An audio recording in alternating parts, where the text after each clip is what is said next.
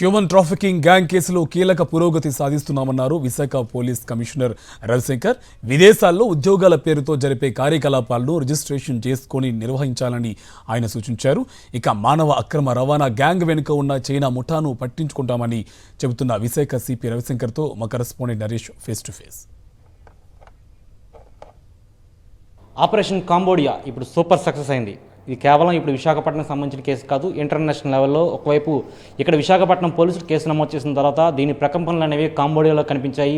వందల మంది యూత్ కూడా కాంబోడియాలో అక్కడ ఉన్న కంపెనీస్ ఎదుట ఆందోళన చేసే సిచ్యువేషన్ చూస్తాం. దీని అంతటి కారణం విశాఖ పోలీసింగ్ కేసు ఫైల్ చేసిన తర్వాత సిట్ ఏర్పాటు చేశారు, స్పెషల్ ఇన్వెస్టిగేషన్ టీం. దానికి విశాఖ సిపి రవిశంకరే ఉన్నారు. అయితే విశాఖ సిపి రవిశంకర్ ఆధ్వర్యంలో 20 మంది టీమ్స్ ఏర్పడ్డాయి. సార్, ఏ విధంగా అనిపిస్తుంది? ఎందుకంటే విశాఖపట్నంలో ఒక సాధారణ ఎఫ్ఐఆర్, కేవలం ఒక ఫోన్ కాల్ ద్వారా వచ్చిన కేసును మీరు డీల్ చేస్తే ఏకంగా ఇప్పుడు అరౌండ్ 420 మెంబర్స్ రెస్క్యూ చేశారు. అందులో నియర్లీ 50+ మెంబర్స్ కూడా ఇప్పుడు ఇండియాకి చేరుకుంటున్నారు. ఎలా అనిపిస్తుంది అసలు కేసు?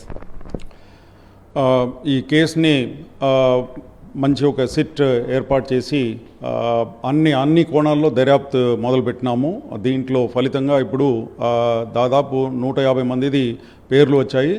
దాంట్లో భాగంగా ఈరోజు 58 people are landing in Vizag. ఈరోజు ఈవినింగ్ సాయంత్రం ఫ్లైట్కు వాళ్ళందరూ కూడా ఢిల్లీ నుంచి Singapore, Delhi and Delhi to Vizag 2 బ్యాచ్లో వస్తున్నారు. 20 in the 5 o'clock evening flight and another 20 by 8 o'clock flight from Delhi to Vizag. తర్వాత వీళ్ళందరూ వచ్చిన తర్వాత వీళ్ళందరి దగ్గర కూడా సమాచారం సహకరిస్తాము. వీళ్ళందరితో మాట్లాడేసి మా దగ్గర ఉన్న వీడియోసు, తర్వాత ఫొటోస్ ఇదంతా కూడా మేము ఐడెంటిఫై చేసి అసలు నిందితులు ఎవరు, చైనీస్ ఎవరెవరు దీనికి హెడ్గా ఉన్నారు, తర్వాత బ్యాంక్ డీటెయిల్స్, తర్వాత passport details and other details we want to obtain from them and take the investigation further. Sir, అంటే దీన్ని లోతుగా పరిశీలించినట్టయితే ఇది ఒక సాధారణమైన సైబర్ క్రైమ్ కేసు కాదు. ఒక దేశం మరో దేశంపై సైబర్ అటాక్ ప్రకటించింది. ఇండైరెక్ట్లీ ఇది ఒక సైబర్ వార్. అలాంటి కేసుని విశాఖ పోలీసులు టేకప్ చేయడం, దీన్ని డీల్ చేయడం, ఒక సిట్ని ఏర్పాటు చేయడం ఏ విధంగా అనిపిస్తుంది? ఎస్, ఒక చిన్న ఇన్ఫర్మేషన్ మీద ఈ విధంగా గట్టిగా దాన్ని పట్టుకొని, ఎందుకంటే ఇంతకుముందు ఎన్ఐఏలో పనిచేసినాను కాబట్టి ఇటువంటి ట్రాన్స్నేషనల్ క్రైమ్స్ అంటారు దీన్ని, ఇవి అన్నీ కూడా చాలా సీరియస్గా తీసుకోవాలి. సో ఆ అనుభవంతో మంచి ఒక సిట్ ఏర్పాటు చేసి వాళ్లకు మంచి యాక్షన్ ప్లాన్ తయారు చేసి ఇవ్వడం జరిగింది.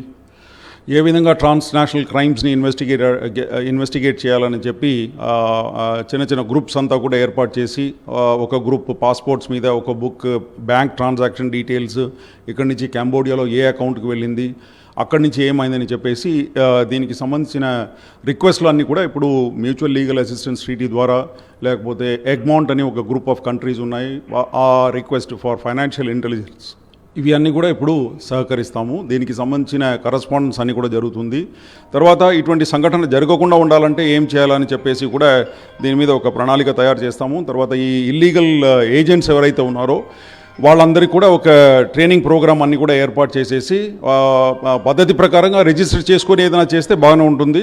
బట్ చేయకుండా ఇటువంటి పనులకి పాల్పడితే చట్టరీత్యా వీళ్ళందరి మీద కూడా కార్యాచరణ తీసుకోవడం.